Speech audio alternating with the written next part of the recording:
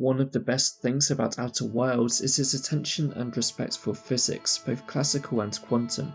The finely detailed physics-based operations of the universe created by Mobius Digital never ceases to impress, perfectly representing Newtonian laws as well as the inherent chaos of the universe. However, after placing all my trust in the team's love for physics and being rewarded throughout the game, I felt betrayed by the lack of accurate representation of quantum mechanics, which broke my immersion and trust in the game's world, specifically with the Quantum Moon. With my frustration about this experience weighing on my mind for over 3 years, I set out to make this video and research more about the game's interpretation of quantum mechanics, all with one question: how would you realistically collapse a quantum moon? As we'll soon find out, it's a pretty complicated situation, and with our current technology, it takes a lot of time. This is a physics patch where we use physics to update our knowledge of games and maybe arrive at new theories. In this video, we're going to be applying a physics patch to the Outer Wilds. First, let's see what quantum mechanics the game uses, both in its stated rules and my own observations. In the game, there are 3 rules of quantum mechanics told to the player, which are as follows. 1. Looking at an image of a quantum object is the same as observing it directly. 2. Interacting with a quantum object allows the player to become entangled with it. 3.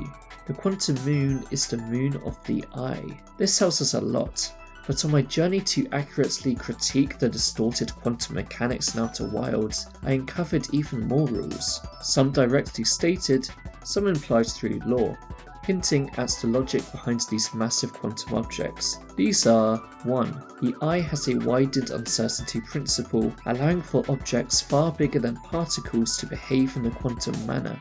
2. There are shards on planets, and things around these shards eventually become quantum over time. See Timber Half, the caves on Ember Twin, and the quantum trial on Giant's Deep. 3. The quantum moon shows properties of the planet it orbits, and the past state for Dark Bramble. These underlying rules are used by the developers throughout the game rather consistently, and they have a big implication if we look at them through the lens of real-life quantum physics. So let's take a brief tour of some underlying key rules of quantum mechanics in our own universe. First, we'll have a look at how quantum mechanics is understood in reality. Feel free to skip this part to the next timestamp below if you're familiar with the basics of decoherence, entanglement, and the uncertainty principle. First up, decoherence. Imagine an electron. It's a quantum object and it doesn't play by everyday rules. Instead of being in just one state, it can be in many at once, like spinning up and down simultaneously. This kind of mixed state is what is called superposition. Think Schrödinger's cat, both alive and dead at the same time until you open the box. But once we observe or interact with that electron, the quantum system is forced to choose a single state. This is decoherence. Its wave function collapses and we get just one reality from all the possibilities. The mistake which the game makes, and many other people, is the von Neumann-Wigner interpretation of quantum mechanics, which is that consciousness is what causes or is needed for the quantum collapse. This only really works if you see yourself as the center of the universe, as this very quickly fails in scenarios with multiple observers or none at all. In reality, just anything interfering with a quantum object causes it to collapse, like a beam of photons from a detector or an electric field. The second is quantum entanglement, because quantum objects can actually be described as what we call a wave function, not a single particle, so we can do pretty funky things with it. Usually quantum objects can be described as a superposition of their own states, but by having 2 quantum objects interact with each other, their wave functions affect each other and they become entangled, and their states are interlinked, and collapsing one into a state also tells you about the other. For example, collapsing one electron tells you the state of the other even if you haven't interfered with it yet. Finally, let's talk about the uncertainty principle, a fundamental rule of the quantum world. It says that there are limits to what we can know, even in principle. Specifically, the more precisely you know a particle's position, del x, the less you can know about its momentum, del p, and vice versa. This isn't about measurement tools, it's about how the universe works.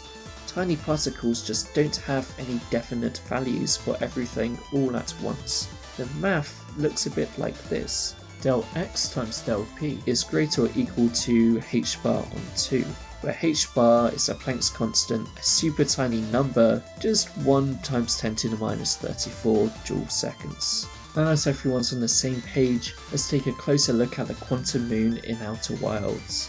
To apply real physics to the game, we'll accept one fictional premise. The expanded uncertainty principle is true. With that in mind, it's time to apply the physics patch. First, let's get a rough estimate for the new value of h bar. We observe the quantum moon in various positions and with different momenta, depending on which planet it's orbiting. Using the uncertainty relation, del x del p is greater or equal to h bar on 2, we need to find del x. Since I sadly don't exist inside the game world, I'll do what the game does and take an abstract approach. I'll treat del x as the range of positions where the quantum moon can appear, and del p as the range of its possible momentum values. To get del x, I went to the Eye of the Universe, took an in-game screenshot of the sun, waited for the start of a new loop, and compared it to that sun, using pixel measurements to determine the sun's radius at that moment in time. With an FOV of 70 and a screenshot resolution of 3840 by 2160, I calculated the degrees per pixel to be 0.018 horizontally. At this point, the sun takes up 23.13 degrees of my field of view, using the formula diameter over 2 times tan theta over 2 equals distance. Rearranging to solve for radius equals distance times tan theta over 2. For a distance of 8,000, this gives a radius of around 1,637 meters. Now rearranging again to solve for the distance using the sun's apparent size of 0.29 degrees, measured from the eye, we get distance equals diameter over 2 tan theta over 2. Plugging in the numbers, that gives us a distance of roughly 640,000 meters. Due to resolution limits and the small pixel size of distant objects, there's a decent margin of error of about plus minus 150,000 meters, but it still gives us a decent approximation. So del x is roughly 320,000 meters. To find del p, we need the mass and velocity of the quantum moon. In my research, I found that the game uses a different form of the gravitational equation, F equals big G, big M, m over r. Instead of the standard F equals big G, big M, m over r squared, which changes the orbital velocity equation to simply velocity equals root big G, big M. But here's the twist. Outer Wilds doesn't use the real world's gravitational constant. Based on my own testing with in-game values using planet radius, mass with the Unity Explorer mod, this game's value for G is approximately 0.001. Since the quantum moon's momentum depends only on the mass of the planet it's orbiting, we can find a range using the lightest and heaviest planets, Ember Twin and Giant Steep. Fun fact, Giant Steep actually has a higher mass than the Eye. This gives us a minimum orbital speed of 40 meters per second around Ember Twin, and a maximum of 147.58 meters per second around Giant Steep. With the moon's mass at 550,000 kilograms, that gives us a del P of 29,584,500 kilogram meters per second. Now combining this with our earlier del X, we get 2 times del P times del X equals 2 times 29,584,500 times 320,000, which gives us roughly 1.89 times 10 to the 13, which is our new Planck constant. With the old Planck constant being just roughly 1.05 times 10 to the minus 34, this is a big difference. Now let's see how easily we can decohere this quantum moon. The time it takes for a quantum object to decohere is given by t equals 1 over big lambda times x minus x prime squared. Here big lambda depends on the environment, and x minus x prime is a separation between parts of the wave function, which for this video we can interpret as a distance between two possible locations of the quantum moon. Now let's consider a scenario where collapsing the quantum moon should be relatively easy. Imagine a giant laser aimed directly at the area where the moon should be. A focused, high impact way to force decoherence. In this case, big lambda is just the flux times the momentum squared over h bar squared times the effective cross-section area of the quantum moon. Now, after some simple rearranging and saying that the laser is smaller than the cross-section area of the moon, that big lambda equals power times energy over the speed of light squared times h bar of the moon squared. If we measure the separation between Ember Twin and Giants Deep to be about 25 kilometers, using photons of 1 gigaelectronvolt and a typical 100 kilowatts military laser, plugging the speed of light and our adjusted h bar for the moon, gives a time of 3.225 times 10 to the 39 seconds, which is about 1 times 10 to the 32 years. For perspective, our universe is only about 1.38 times 10 to the 10 years old. So let's crank up the laser power. Using a 1.4 petaelectronvolt photon, the highest energy ever observed, with a power of 2 times 10 to the 15 watts, we get a new decoherence time of 1.15 times 10 to the 23 seconds, or about 3.6 times 10 to the 15 years. This means collapsing a quantum moon with even the most powerful lasers imaginable seems practically impossible, unless... Say the quantum moon has a wave function lambda equals c1 ket x1 plus c2 ket x2 and so on up until c6 ket x6. We know that's when a quantum object entangles with a classical one, its wave function collapses. But here's the twist, the moon shares its possible states with the planets themselves. That means the planets aren't classical, they're quantum too. There are quantum trees growing on Timber Half well over 281,000 years ago.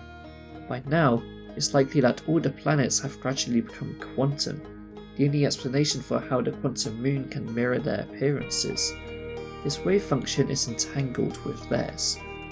So in theory, collapsing the moon could be achieved by collapsing a planet instead, assuming the planets have a lower h-bar due to not originating from the eye, but still influenced by it. However, there's a catch. The Halfian life on these planets would also be quantum, so any attempts to collapse them would have to come from an external, non-entangled observer, like the Nomai or inhabitants of the Stranger.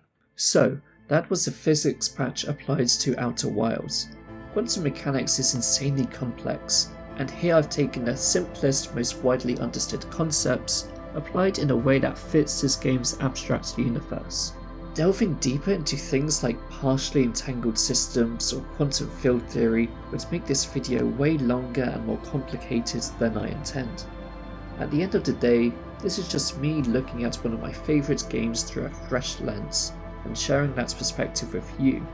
I hope you enjoyed it. If there's a game you want to see the physics patch applies to next, please drop a suggestion in the comments.